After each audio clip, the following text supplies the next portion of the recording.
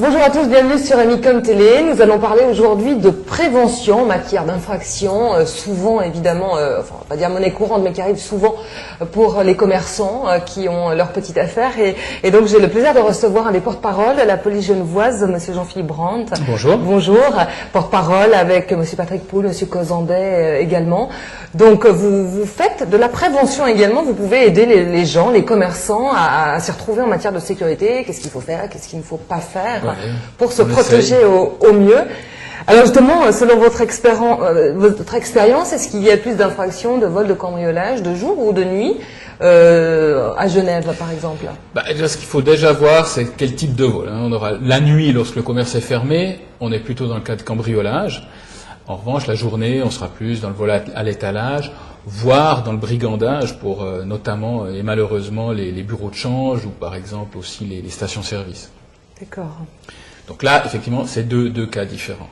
Alors, pour répondre à votre question, la nuit, c'est vrai qu'on a plus facilement des cambriolages ou alors des agressions un peu plus violentes sur certains commerces qui restent ouverts un peu plus tard.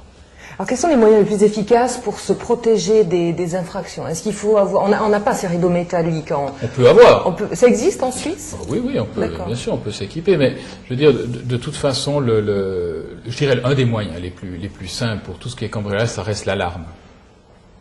L'alarme sonore, en général, le bruit fait fuir le voleur potentiel. Ensuite, on a d'autres systèmes qui sont en train de venir, qui sont déjà un peu plus courants en France et qui commencent à arriver en Suisse. C'est ce qu'on appelle, spécialement pour les commerces, les diffuseurs de brouillard. Diffuseurs de brouillard. Des diffuseurs de brouillard. Ça veut dire que ça à exposer aux deux? Non, c'est quelque chose de vraiment puissant. Donc, spécialement pour les commerces, vous reliez ça à l'alarme. Et en l'espace, donc si quelqu'un déclenche le système, en l'espace de 2 secondes, vous avez 2-3 secondes, vous avez une surface de 30 à 40 mètres carrés qui est complètement envahie de brouillard. Mais comme de la lacrymo, comme le lacrymo, non, c'est quelque chose que vous pouvez tout à fait. C'est de la vapeur d'eau. D'accord, c'est pas dangereux. C'est pas du tout dangereux. Ça peut, il pousse même le chic à que ça soit mentholé, l'odeur. Ah, c'est pas mal. Mais en revanche, vous voyez plus les mains. C'est le cas de le dire. On ne se voit plus les mains au bout de 3 secondes. Donc, que fait le voleur? La seule chose qu'il peut faire, c'est ressortir s'il retrouve la sortie par où il est rentré. Carrément. Donc ça, j'ai vu faire. C'est très efficace. Et c'est vraiment pour les commerces. On a certains musées ici à Genève, dont je tairai le nom, mais qui commencent à s'équiper aussi avec ça. Ça ne tâche pas. Enfin, je veux pas faire je veux pas faire la pub, mais c'est vraiment un système qui est vraiment très bien. Et c'est cher? Est-ce que c'est écologique finalement? Oui, c'est de l'eau. Voilà. Donc on aura nos amis écologistes qui n'ont aucun problème avec ça. Et c'est cher par rapport à une alarme traditionnelle? Alors, ça se rajoute sur l'alarme. Ça veut dire que vous avez les détecteurs habituels de mouvement, etc. Et en plus, vous mettez ce système. Donc pour les commerces, c'est vraiment bien par rapport à l'effraction. Après, il est clair qu'il faudrait éviter d'utiliser ça, par exemple pour une agression, parce qu'on ne peut jamais savoir comment l'agresseur pourrait réagir en cas de problème. S'il se retrouve comme ça embué. Voilà. Et puis en cas d'infraction pendant la journée, par rapport au vol à l'étalage, comment on réagit quand on est commerçant et qu'on voit sous ses yeux un vol? Quel comportement adopter? Alors, si vous êtes seul dans votre commerce, vous allez difficilement pouvoir laisser le commerce et puis suivre le voleur. Donc là, malheureusement, peut-être une fausse caméra ou une vraie caméra, disons, ou vraiment, si quelqu'un commence à tourner dans votre commerce, ne pas hésiter à lui adresser la parole, vous cherchez quelque chose pour montrer qu'au fond, cette personne n'est pas invisible ou comme ça. Donc à ce moment-là, la personne, si elle ne cherche que à voler, va s'en aller. En se disant surpéré. Voilà. Maintenant, il est clair que pour les toutes grandes surfaces à Genève, où ils ont des services de sécurité, alors eux, c'est beaucoup plus pro dans le sens où ils vont au contact, ils interpellent les personnes, ils nous appellent. De sécurité, voilà, ils nous appellent, et nous, on vient chercher cette clientèle et on s'en occupe. Voilà, il y a des amendes aussi qui sont systématiques. Voilà, après, bien sûr, ces grandes surfaces, n'importe quelle personne déposera plainte pour et justement, si on est un petit commerçant et qu'on a quelqu'un qui vole sous ses yeux, est-ce qu'on peut l'amender soi-même? Non, j'imagine qu'il faut justement... Non, appeler la police, c'est plus simple que d'aller au contact et risquer quoi que ce soit. Éviter.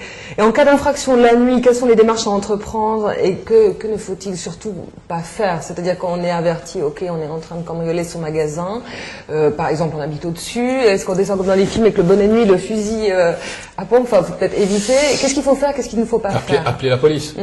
Pas bouger, ne pas essayer d'aller au contact? Non. On déconseille, je dirais, ce qui est le plus ce qui a le plus de valeur, c'est votre intégrité corporelle, votre vie. Maintenant, si vous faites voler quelques tapis, quelques morceaux de moquette, un peu d'alcool ou des parfums ou des médicaments, c'est un moindre mal. Je veux dire, c'est un moindre mal.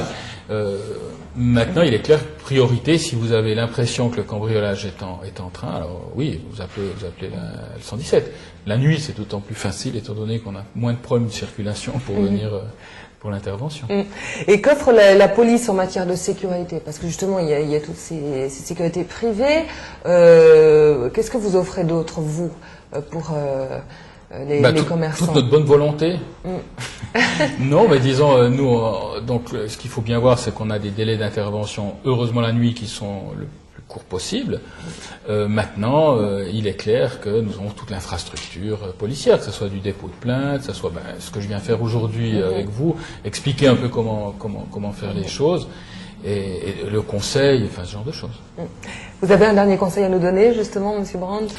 Alors, c'est peut-être pas un conseil, c'est une remarque. On n'est pas dans une ville à haute criminalité. Il est clair que régulièrement, aujourd'hui, disons, avec la multiplicité des médias, il est clair qu'un événement prend d'autant plus de place. Beaucoup d'importance, c'est très médiatisé rapidement. Regardez encore ce qui s'est passé à Bienne il n'y a pas très longtemps. Je veux dire, donc il faut pas que les citoyens se sentent... On n'a pas un autre total. Voilà. Alors il faut savoir qu'il y a certaines choses, les choses sont en train de changer, on laisse plus ouvert ça.